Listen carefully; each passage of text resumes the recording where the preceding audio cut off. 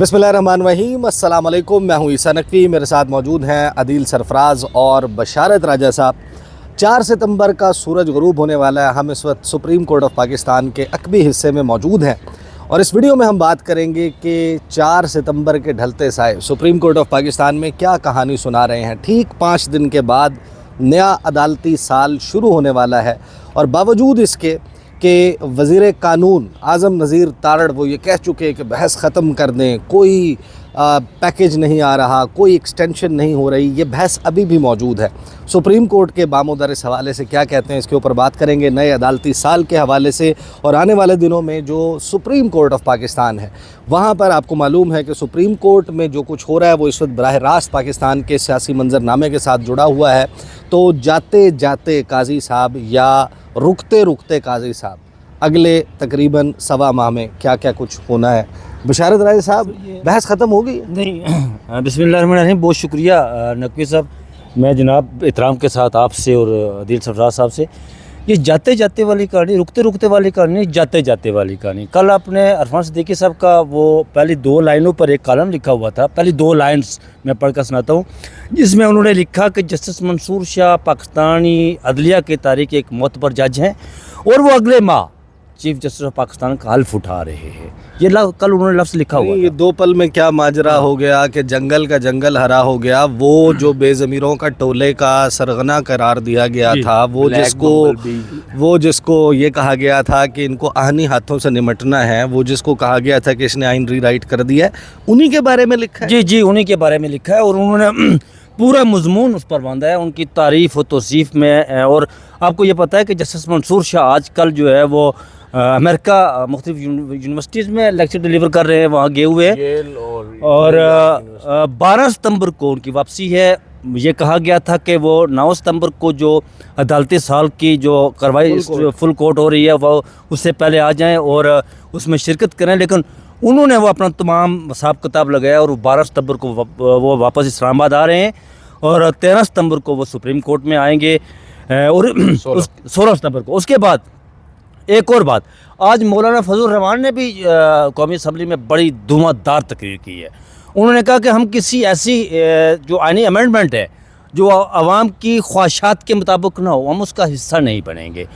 वो हालांकि उनको ये नहीं मालूम कि उन्हीं के पार्टी के MNA हैं जिन्होंने ये पेश। नहीं, वो तो बात आपकी ठीक है, लेकिन ये है कि मालूम है, ये उनको मालूम है। यहाँ पर बैठे हुए कह रहे थे वो शायद अपना रेट बढ़ाने के लिए, लेकिन उन्हें इस बात का भी बहुत ही जो है अच्छा नहीं जी, रेट नहीं बढ़ा रहे।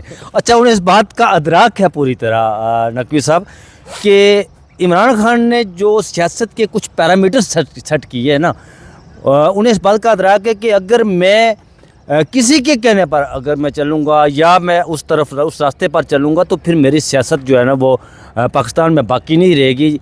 मैं अभी तो सिर्फ खैबर पख्तूनख्वा से सूबा बदर हुआ हूँ, ये भी हो सकता है कि मेरी सियासत से मुल्क बदरी हो जाए। अदील सरफराज, ये बताएं कि अगर मंसूर अली शाह साहब जो हैं वो 12 सितंबर को वापस आ रहे हैं तो वो 16 को वापस सुप्रीम कोर्ट में मौजूद होंगे, तो जुडिशल कमीशन का जो इजलास है वो उनके बगैर होगा? नहीं, वो मौजूद होंगे उस जुडिशल कमीशन में, क्योंकि 12 को वो वापस आ रहे हैं। जो अदालती सरगर्मी है उनका आगाज़ वो 16 अच्छा, बेंच में बैठना वो उस वक्त शुरू करेंगे। सारी बात है, उस वक्त वो वीकेंड होगा और जस्टिस मंसूर अली शाह साहब लाजमी तौर पर, यकीनी तौर पर शिरकत करेंगे उस जुडिशल कमीशन की मीटिंग में, क्योंकि जो आपको मालूम ही है जो तरमीम की गई थी जुडिशल कमीशन रूल्स के अंदर, उनका ड्राफ्ट जस्टिस मंसूर अली शाह साहब ने ही तैयार किया है। उस कमेटी के वो हेड थे, जुडिशल मेकिंग कमेटी के, जो रूल्स मेकिंग कमेटी के, तो वो तो उसमें शिरकत करेंगे। लेकिन सबसे इम्पॉर्टेंट चीज़, जैसा कि अभी बशारत राजा साहब कह रहे थे कि 9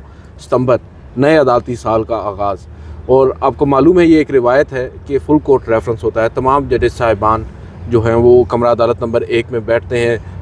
vice chairman Pakistan bar council, सदर supreme court bar association, attorney general for Pakistan खिताब करते हैं, चीफ जस्टिस ऑफ पाकिस्तान आखिरी खिताब करते हैं और वो बहुत ज़्यादा इम्पोर्टेंट होता है।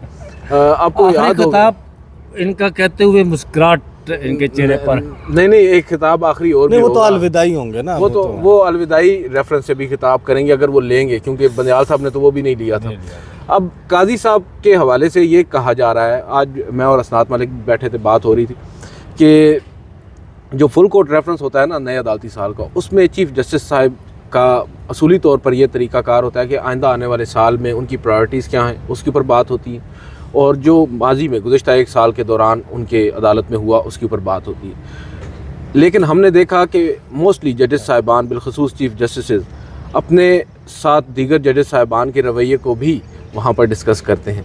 जस्टिस उमर अता बंदयाल ने, आपको याद होगा, जस्टिस काजी फ़ायद ईसा साहब के खतूत दर खतूत का जवाब दिया था एक तकरीर में, और बड़ी सख्त उन्होंने ज़बान इस्तेमाल की थी। गो के मुखातिब सामने रोस्टम पर खड़े उस वक्त एहसन भून साहब थे, लेकिन मुखातिब वो काजी फ़ायद ईसा साहब को ही कर रहे थे, और बड़ी सख्त वहाँ पर बातें। और इन्हीं बातों को जहन में रखते हुए बहुत से लोग कह रहे हैं कि शायद जस्टिस मंसूर अली शाह साहब ने काजी साहब से ये मौका भी छीन लिया और ख़ुद उस अब फुल कोर्ट रेफरेंस में वो शिरकत भी नहीं करेंगे, तो काजी साहब किसको सुनाएंगे। अच्छा, ये मुझे बताएं राजा साहब कि ये राना सनाउल्लाह साहब ने क्या किया, वो जो उन्होंने ARY को इंटरव्यू दिया है जिसमें उन्होंने बता दिया कि काजी साहब जो हैं वो राज़ी हैं अगर सबको मुद्दत मुलाजमत उनकी उसमें तोसी होती है, तो ये क्या मामला चल रहा था। कुछ लोग तो ये कह रहे थे, जो काजी साहब के बड़े करीबी हैं, वो ये कह रहे थे कि नहीं, ये सब बदनाम करने की साजिशें हैं, महल्लाती साजिशें।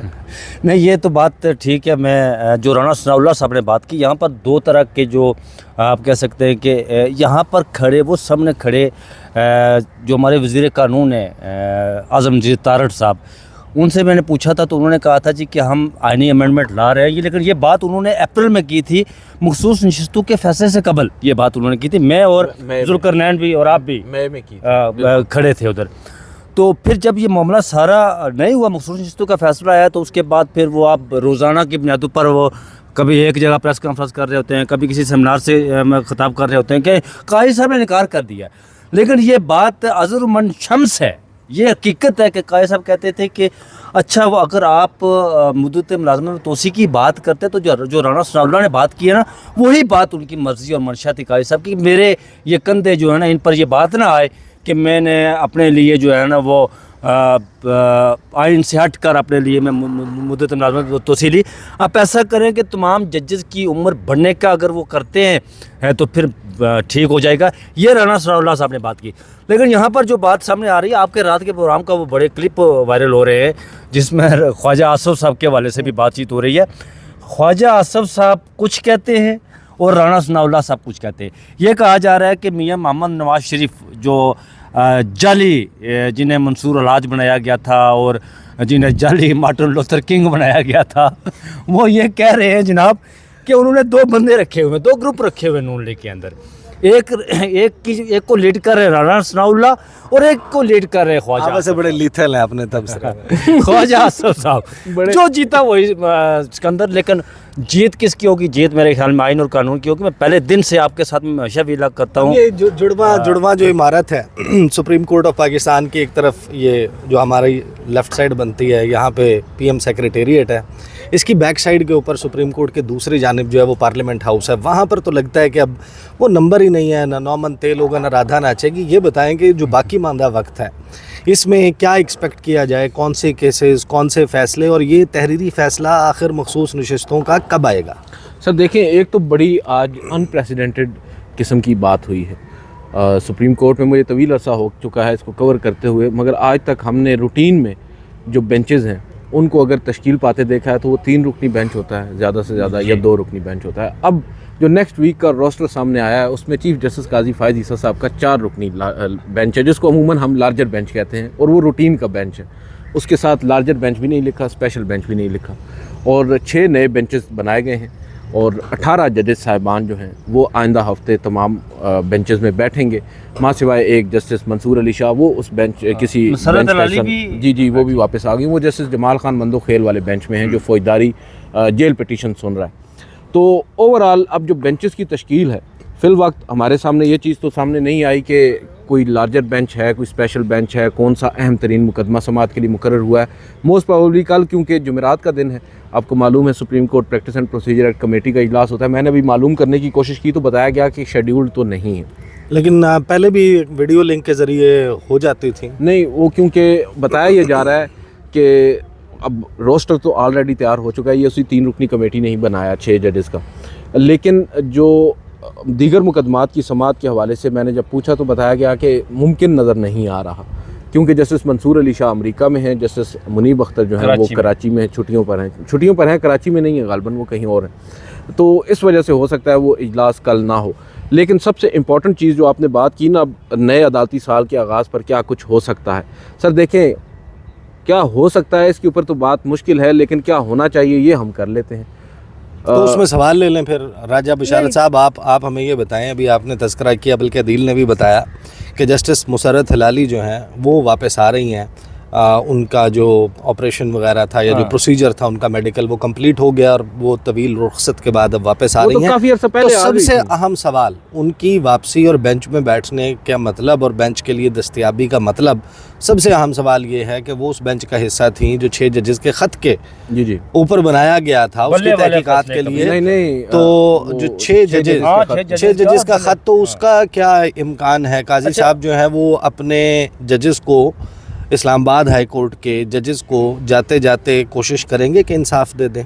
अच्छा, एक तो मैं जो जस्टिस मुसर्रत अली के हवाले से मेरी जो अपनी खबर है जो वो ये है कि जस्टिस मुसर्रत अली जब से उनकी एंजियोग्राफी हुई है, स्टंट डले हैं उनके, वो एक दफ़ा बेंच में बैठी थी, उसके बाद नहीं।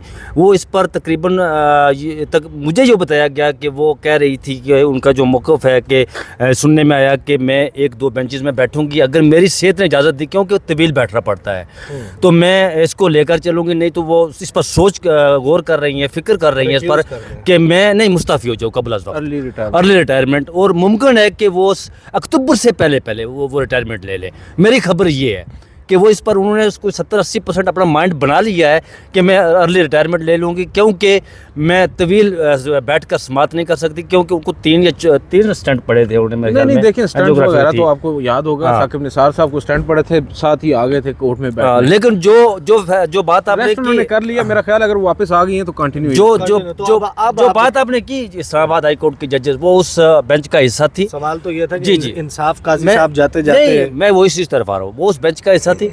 मुझे ये लग नहीं रहा था कि इसकी लास्ट समात ईद रमज़ान में हुई थी, मई में रमज़ान आखिरी दिनों में हुई थी। उसके बाद अभी तक ये बेंच बना नहीं, ना इसकी समात हुई, वो पता ही नहीं चला, वो टके टोकरी हो गया ख़त, कोई पता नहीं चला कि वो कहाँ गया कहाँ नहीं गया। वो अदालत सुप्रीम कोर्ट के किस जगह पड़ा हुआ है, वो काजी साहब की नज़रों के सामने से गुजरा ही नहीं अभी तक। अगर गुम हो सकती है यार, फाइल गुम हो सकती है, मैं ये कह रहा हूँ, अक्सर हुआ है। अच्छा, आप बताएं, आप कह रहे थे मुझे नहीं लग रहा, ये कर सकते हैं कि क्या होना चाहिए? सर देखिए, फौजी अदालतों का केस मैं समझता हूँ कि सबसे पहले तो उसको टेकअप होना चाहिए। उसकी एक बुनियादी वजह यह है कि गुज़िश्ता रोज़ आपको याद होगा इमरान खान साहब की जानिब से एक प्रिएम्प्टिव मेयर के तौर पर एक दरख्वास्त दायर की गई कि उनका जो मुमकिना तौर पर मिलिट्री ट्रायल हो सकता है उसके अगेंस्ट, उस पर रजिस्ट्रार ऑफिस की जानिब से 4 एतराज़ात आयद किए गए। उनमें से चौथा एतराज़ ये था कि मामला ऑलरेडी सुप्रीम कोर्ट में ज़ेरे इल्तवा है या ज़ेरे समात है। तो मैं ये समझता हूँ कि इस वक्त क्योंकि तवील अरसा गुजर चुका है, जब भी समात होती है उसके तकरीबन 2 या 2.5 हफ्तों के बाद तारीख डाल दी जाती है। कभी बेंच टूट जाता है, कभी मामला दोबारा कमेटी को रेफ़र हो जाता है, कभी कुछ हो जाता है। तो वंस एंड फॉर ऑल एक तो इस मुकदमे पर जो बेंच है वो दोबारा से बिठाया जाना चाहिए, इसकी समात होनी चाहिए। और सबसे अहम जो अभी बात आप कर रहे हैं 6 जजेस के ख़त की, मैं ये समझता हूँ कि इस 6 रुकनी लार्जर बेंच को भी दोबारा से बैठना चाहिए। मगर उससे पहले जो सबसे इम्पॉर्टेंट चीज़ मैं समझता हूँ, नए अदालती साल के आगाज़ पर और चीफ जस्टिस की उस तकरीर में भी गालिबन उसका जिक्र आ जाए कि वो एक्सटेंशन ले रहे हैं, एक्सटेंशन नहीं ले रहे। ये जो एक पूरी वो क्या सराइयों का बाज़ार गर्म है ना, इसको ख़त्म चीफ जस्टिस ही कर सकते हैं। और वो अगर चाहते हैं कि वो अपनी रिटायरमेंट से पहले कुछ उनके प्लान्स हैं, वो लेगेसी बनाने की एक कोशिश करना चाहते हैं, जो भी करना चाहते हैं, वो एक ही सूरत में हो सकता है कि पहले वो इस मामले को वंस एंड फॉर ऑल। अच्छा, मेरा ख्याल था कि जब आप ये टू डू लिस्ट अपने तौर पर बताएंगे कि क्या क्या इंपॉर्टेंट है, तो शायद आप ये भी कहें कि 8 फरवरी का इलेक्शन क्योंकि चीफ साहब की ज़ेरे निगरानी या इनकी ज़ेरे सरपरस्ती हुआ था, या ये इस पे ऑन वो भी लेते हैं, क्रेडिट भी लेते हैं कि अगर हम ना होते तो गालिबन ये इलेक्शन ना होता और मुल्क उसी तरीके से गैर आइनी तरीके से चलता रहता। तो वो जो 8 फरवरी के हवाले से पिटीशन है, जिसको अतर मिनल्ला बेंच में बैठकर कहते हैं कि उनके ख्याल में अभी भी जो सबसे अहम पिटीशन इस अदालत के मौजूद अदालत के सामने मौजूद है, वो 8 फरवरी के इलेक्शन के मुबैना इल्ज़ामात हैं। तो क्या आपको लगता है कि काजी साहब को? मुझे नहीं लगता। अच्छा, एक बात ही खत्म, एक और बात बहस खत्म कर दी। जो मखसूस जिसमें जिसकी तरफ आपने इशारा किया है, वो इशारा नहीं बल्कि वो जैसे अतमुल्लाह ने ये बात की थी कि यहाँ मैं समझता हूँ कि आज भी सुप्रीम कोर्ट के अंदर एक 8 फरवरी के हवाले से और जो लापता अफराद के हवाले से, और इमरान खान साहब जब नैब अमेंडमेंट केस में वो भी 4-6 जून को फैसला आया, मुख्तसर फैसला, वो मुख्तसर फैसला ही नहीं सुनाया गया, वो भी अभी तक फैसला दोस्त हमारे कौन सा वो नैब अमेंडमेंट वाला केस जो है, नैब तरमीम केस, दोस्त हमारे बड़ी शद्दुमत के साथ इस पर ट्वीट करते हैं जी कि मखसूस नशिस्तों का फैसला क्यों नहीं आया अभी तक। और मैं उनके सामने ये सवाल रखता हूँ कि आपके हर दिल अजीज़ चीफ जस्टिस जनाब चीफ जस्टिस काजी फ़ाइज़ साहब, हमारे भी हर दिल अजीज़ है, आपके भी हर दिल अजीज़ है, आपने कभी कोई ट्वीट किया इस पर कि 6 जून को वो फैसला आपने महफूज किया था? तफसीली फैसला तो दूर की बात, आपने मुख्तसर फैसला भी मेरी इत्तलात के मुताबिक अच्छा जल्द आ रहा है, ठीक है जी, अदील सरफराज साहब कह रहे हैं जल्द आ रहा है नहीं। और जो मैं बात करना चाहता हूँ कि वो नैब अमेंडमेंट केस में इमरान खान साहब ने चीफ जस्टिस काजी फ़ाइज़ साहब के सामने जो कुछ इल्तमास की थी, अपनी गज़ाशात रखी थी, एक तो ये वो बार बार जिक्र करते थे कि जुडिशल कमीशन बनाया जाए धांधली के हवाले से, नायंत मई के हवाले से, ये क्यों नहीं बन रहे? जो उसी मुकदमे में ये कहा था कि कोई अदलिया का कोई डेलीगेशन जो है वो अडयाला का दौरा भी करेगा, ऐसी भी कोई बात। अच्छा ये हो सकता है, देखें बात ये है कि चीफ जस्टिस नहीं ये काजी साहब ने खुद ये बात की थी, डेलीगेशन नहीं, उन्होंने कहा था कि हम अपना एक बंदा भेज सकते हैं और वो चेक करके आ सकता है छुप के। तो अब यहाँ पर ये है कि नैब तरमीम केस का फैसला महफूज है, जो कि मेरी इत्तलात के मुताबिक अगर किसी जज को जाना हो तो किसको भेजा जाना चाहिए? जज को नहीं भेजना, उन्होंने किसी अपने बंदे को भेजना था सर, ऐसे ना करें सर। अगर किसी जज ने दौरा करना हो तो वैसे अतर मिर्ज़ा साहब के साकिब निसार भी जाते थे, वो जेल से अतर मिर्ज़ा साहब के पास भी एक्सपीरियंस है as high court chief justice, वो भी जाते रहे। देखें सर, हमारी जो मेरी अंडरस्टैंडिंग है, हो सकता है कि जो अब फैसला आने जा रहा है, होपफुली आने जा रहा है, कहा तो यही जा रहा है, कब तक ये बताइए मुझे, कब तक? सर सून का कहा गया है, सून का कहा गया। आप पिछले कई अरसे से ये बात कर रहे हैं, आदिल साहब बात 2 टोक किया करें। देखिए ना, 2 टोक हम तब करेंगे जब हमें 2 टोक बताई जाएगी हमें, तो ये लेकिन मैं आपको एक बात, मैं अपनी अंडरस्टैंडिंग के मुताबिक नहीं मैं आपको अपनी अंडरस्टैंडिंग के मुताबिक बता रहा हूँ, मैं आपको अपनी खबर दे देता हूँ, ठीक है। मेरी मेरी इत्तलात के मुताबिक काजी साहब ने फैसला लिख लिया, ठीक है। अब जब आता है वो, अब क्यों नहीं आता वो उस फैसले के अंदर जस्टिस मंसूर अली शाह साहब, उन्होंने फैसला मंसूर नशिस्तों वाला लिखा हुआ है ना फैसला? नहीं क्या बात कर रहे हैं, जस्टिस मंसूर अली शाह इतनी आसानी से लिख देंगे? अच्छा सर, उसमें एक चीज़ मैं आपको बता दूं, ये जो आपने बात की ना दौरे की, मैं ये समझता हूँ कि हो सकता है इन्होंने कोई बंदा भेजा भी हो, बंदा दौरा करके आया भी हो, और उसका जिक्र इस फैसले में भी हो। ये भी बड़ा इंटरेस्टिंग है। देखें, बहरहाल मेरा ख्याल है कि वेरी इंटरेस्टिंग टाइम्स अहेड।